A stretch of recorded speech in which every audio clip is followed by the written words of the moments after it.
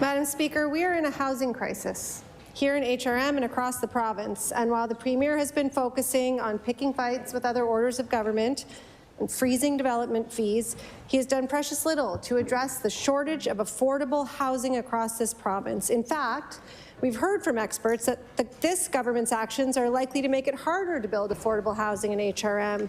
My question for the Premier is, we are going to need over 30,000 affordable units in the next 6 years. How are we going to get there? The Honourable Deputy Premier. Madam Speaker, we took action as soon as we were elected.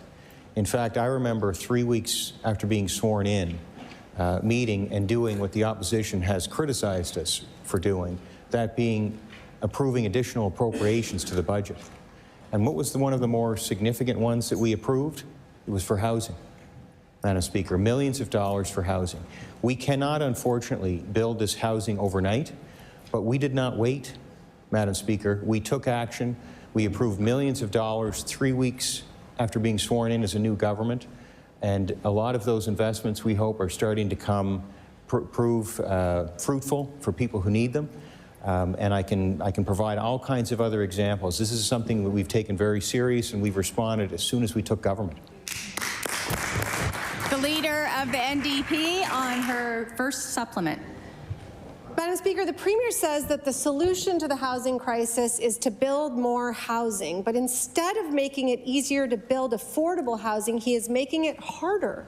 Instead of working with partners, he is steamrolling them, and instead of what nonprofit housing providers have asked for, fast access to capital and financing to build truly affordable housing, he is spending millions of appropriated dollars. He's funneling them to private developers with unclear results.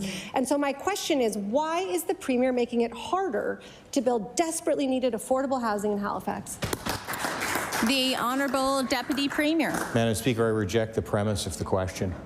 And I will say that there are all kinds of factors at play here.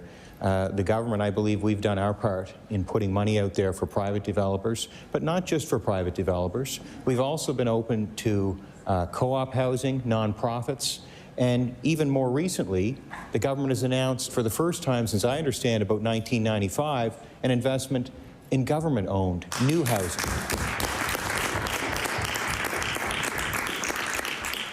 And that's in addition to, as I recall, it was $15 million in the last budget for fixing up existing government-owned affordable housing.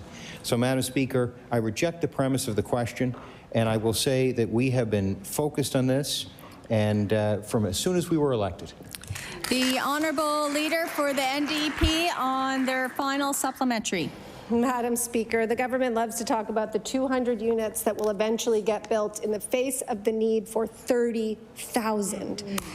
The experts have been clear. Labor shortages, supply chain issues, high interest rates, these are the stumbling blocks to faster development in HRM. They've also been clear that the government's approach to expediting high-end development will shift the financial burden from the private sector directly onto the backs of Nova Scotians. Our taxes will go up, housing prices will continue to climb, and affordable housing will continue to be out of reach.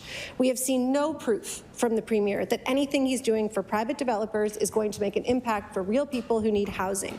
There's no plan, no timeline, no deliverables for affordable housing for tens of thousands of Nova Scotians who need it. Who is the Premier trying to help? I recognize the Honourable Deputy Premier. Madam Speaker, we can agree that, and the member just mentioned, the three of the most significant issues to increasing the supply of housing in the province are labour shortages, high interest rates, and supply chain issues. But I can tell you, on a positive note, that we've seen at the Department of Finance that many of the supply chain issues are starting to resolve themselves. So that will be helpful. In terms of labour shortages, no question. But a lot of those issues, Madam Speaker, are outside of the control of the government. We are trying to bring people to the province. We have the more opportunities for skilled trades, Madam Speaker, who despite questions last week, we believe that program is certainly working for those who are taking advantage of it. And I will also say, in terms of responding to the cost of higher interest rates, we've partnered with the federal government to remove the HST off rental housing. I recognize the